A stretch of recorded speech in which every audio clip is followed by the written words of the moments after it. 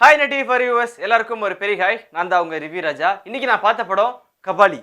என்னடா தூங்கிட்டியா, ரொம்ப வருஷம் கழிச்சு சொல்ற கபாலின்னு? அந்த மாதிரிலாம் இல்லை. கபாலி ரிலீஸ் ஆகி 100 நாளைக்கும் மேலே அப்படி தாறுமாறா ஓடிட்டு இருக்குன்னா அதுக்கான காரணம் மக்களாகிய நீங்கள் தான். அதுக்கும் மேலே அந்த கபாலி ரிலீஸ் ஆச்சு, அப்போ ரிவ்யூலாம் பண்ணாங்க. அப்போ நான் ரிவ்யூ பண்ண முடியல.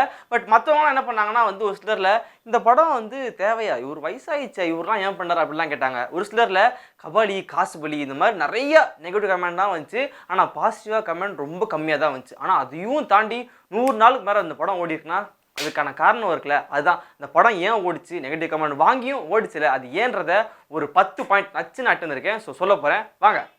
முதல்ல பார்த்தோம்னா இந்த படத்தை ரஞ்சித்காகவே பார்க்கலாம். ரஞ்சித் எத்தனை 2 படம் தான் பண்ணியிருக்காரு. அடுத்த படம் ஸ்ட்ரெயிட்டாக கபாலி. ரொம்ப நாள் நம்ம சூப்பர் ஸ்டார் சில பல கதையெல்லாம் எடுத்து கொஞ்சம் ஃப்ளாப்பான டைமில் அடுத்த படம் செம்மையாக பண்ண சொல்லிட்டு வெயிட் பண்ண காரணம். அப்போ என்னன்னா சங்கர், கே சுவிகுமார் இந்த மாதிரி பெரிய டைரக்டர்லாம் அந்த வரிசையில் இவர் அதெல்லாம் தாண்டி ஒரு மெட்ராஸ்ன்ற ஒரு படத்து மூலியமா அடுத்த கதையை சொல்லி ஓகே பண்ணியிருக்காருன்னா அதுக்கான எக்ஸ்பெக்டேஷன் அவ்வளோ இருந்துச்சு. தமிழ் படங்கள் இங்கே மறு வச்சுக்கிட்டு மீசம் விட்டு லுங்கி கட்டிக்கிட்டு நம்பியாரு நான் சொன்னால் கொஞ்சம் காமெடியாக தான் இருக்கும். பட் இந்த டைலாக்கு அப்புறம் திரும்பி வந்துட்டேன்னு சொல்லு எப்படி போனானோ இந்த மாதிரி செம்ம டைலாக், அதுவும் கிளைமேக்ஸில் ஒரு டைலாக் வரும் செம்ம லென்த்தியா. ஏன்டா நாங்களாம் பெரிய ஆள் ஆகவே கூடாதா? ஆமாண்டா நான் பெரிய ஆள், உனக்கு பிரச்சனைனா நான் கோட் போடுவேன்டா கெத்தா கால்மேல. இந்த மாதிரி பல டைலாக் அவ்வளோ உண்மையாக எல்லாருக்கும் ஆப்டான மாதிரி அவ்வளோ ஒரு மோட்டிவேட் பண்ணுற மாதிரி டைலாக். இதனால தான் இது ஒரு காரணம் அந்த ஹிட் ஆனதுக்கு. அடுத்து ஒரு பெரிய காரணம்னா சந்தோஷ் நாராயணோட மியூசிக். சந்தோஷ் நாராயணன் எப்பயுமே பார்த்தோன்னா டிஃப்ரெண்ட்டான ஒரு படங்கள் பண்ணுவார். அவர்கிட்ட பிஜிஎம்ஸ் கொடுத்தோன்னா வைங்களேன், டேன் டேன் டேன் சூதுகம்லாம் பார்த்தோன்னா அப்படி இருக்கும். அவர்கிட்ட ஒரு பிஜிஎம் கொடுத்துருக்காங்க. அது யாருக்கு? நம்ம தலைவருக்கு. எப்படி வந்திருக்கும்? அதுதான் நெருப்புடான்னு ஒரு பாட்டு விட்டார். அது நம்ம ஊர் மட்டும் இல்லை, உலகம் ஃபுல்லாக சைனாவில் கூட நெருப்புடா அந்த மாதிரிலாம் சொல்லிட்டு இருக்காங்க. அந்த லெவலுக்கு நெருப்புடா ஆகட்டும், அந்த உலகம் ஒருவனுக்கு அந்த பாட்டு அதில் வரிகள்லாம் அப்படி இருந்துச்சு. இதுக்கான ஒரு பெரிய காரணம் இதில் இருக்க பாட்டு.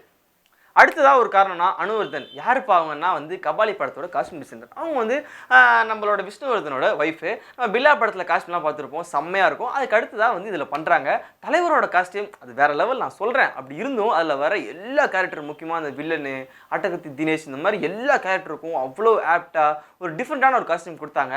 தலைவருக்கு எப்படின்னா அவங்களோட கோட்டு தான். ஸோ பில்லா படத்தில் கோட்டு பார்த்தோம், அதெல்லாம் இல்லாமல் இவர் ஒரு சாதாரண ஒரு ட்ரெஸ்ஸு போடாலே செம்மையாக இருக்கும். அது கோட்டெலாம் நிறைய பேர் கேட்டாங்க. முக்கியமாக அந்த தலைவர் அவர் எப்படி, எந்த கோட்டு அது எங்கே கிடைக்குதுன்னா மாதிரி நம்ம ஊரில் மட்டும் இல்லை நிறையா ஊர்லேருந்து கேட்டிருந்தாங்க. ஸோ அவ்வளோ ஒரு பெரிய ஒரு ஹைப் கிரியேட் பண்ணது இந்த காஸ்டியூம் தான். ஸோ அதுவும் ஒரு காரணம். அடுத்த ஒரு பெரிய காரணம்னா படம் ரிலீஸுக்கு முன்னாடி கபாலி ஃபீவர்னு வளர்ந்துச்சு. எல்லா கடையிலையும் மருந்து இருக்குது. பட் ஆனால் அந்த கபாலி ஃபீவர் மட்டும் மருந்தே இல்லை. அந்த மாதிரி ஆயிடுச்சு. அது எப்படின்னா இவங்களோட ப்ரமோஷன் தான். ஃபர்ஸ்ட் டைமாக நம்ம தலைவரை நம்ம எப்பயுமே நம்ம வேலை தான் பரப்பாருன்னு தெரியும். பட் இருந்தும் ஃப்ளைட்டில் பறக்க வச்சாங்க. எப்படின்னா அப்படி அந்த பேனர்லாம் போட்டு அதில் பிளாஸ்டிக்லாம் ஒட்டி எவ்வளோ அழகாக ஃபஸ்ட் டைமாக பண்ணாங்க. அது ஏர் ஏஷியா எடுத்து பண்ணியிருக்காங்க. இவங்களாம் ப்ரமோஷன்லாம் பண்ணல, அவங்களாம் எடுத்துக்கிட்டாங்க. அதுதான் நம்ம தலைவரோட மாஸ். அதுக்கப்புறம் என்னென்னா கோல்டு காயின், இந்த சில்வர் காயின், அவரோட ஹேர் ஸ்டைலு, ட்ரெஸ்ஸு, எங்கே பார்த்தாலும் நெருப்புடா நெருப்புடா நெருப்புடா. அதுவும் முக்கியமாக இந்த ஃபேஸ்புக்கு, இந்த வாட்ஸ்அப்பு, ட்விட்டர், இந்த மாதிரி எங்கே போனாலும் நெருப்புடா தலைவர் மாஸ் ஹேஷ்டேக் அதெல்லாம். அப்போ சிலர் பார்த்தோன்னா காரில், ஆட்டோவில், அப்புறம் பைக்கில் எங்கே பார்த்தாலும் நெருப்புடா நெருப்புடா நெருப்புடா, டிஷர்ட்டு, கோட்டு, எங்கே விட்டா நம்ம திரும்பி நின்றா கூட முதல் எழுதிடுவாங்க போல் தெரியுது. அந்த லெவலுக்கு நெருப்புடான்றது அவ்வளோ ஹைப் கிரியேட் பண்ணிச்சு. முக்கியமாக அது தலைவருக்காக. இதுவும் ஒரு பெரிய காரணம். அடுத்த ஒரு பெரிய காரணம்னா முரளி. அவர் யாருப்பான்னு கேட்டிங்கன்னா அந்த படத்தோட சினிமோட்டோகிராஃபர். அப்படி தலைவரை எப்படி காமிச்சிருந்தாருன்னா நம்ம நிறையா படம் தலைவரை பார்த்துருந்துருப்போம். அதுவும் இந்த படத்து மூலிமா அப்படி இப்படிலாம் தூங்கிட்டு வராரு, அப்படி சட்டர் திறக்குது, டேன் டேன் டேன் மியூசிக்கு. அதுவும் முக்கியமாக அந்த மலேசியா செட்டு போட்டது, இங்கே செட்டு போட்டாங்க அதுவாகட்டும், அங்கே காமிச்ச ரோட்லாம் இங்கே காமிச்சாங்க. அதுக்கப்புறம் உண்மையாக மலேசியாவில் அப்புறம் டான் இறங்கும் போது அந்த லாங் ஷாட்டு, ஒரு சாங்கும் அப்படியே ஒரு ஷாட்டும் அவ்வளோ அழகாக அப்படியே வச்சு பார்த்துக்கிட்டே இருக்கலாமா, தலைவர் வச்சுக்கிட்டே இருக்கலாமா, அந்த லெவலுக்கு அவ்வளோ அழகாக அவரை மட்டும் இல்லை இருக்கிற எல்லா ஆர்டிஸ்ட்டும் அவ்வளோ சூப்பராக காமிச்சார். இதுவும் ஒரு பெரிய காரணம்.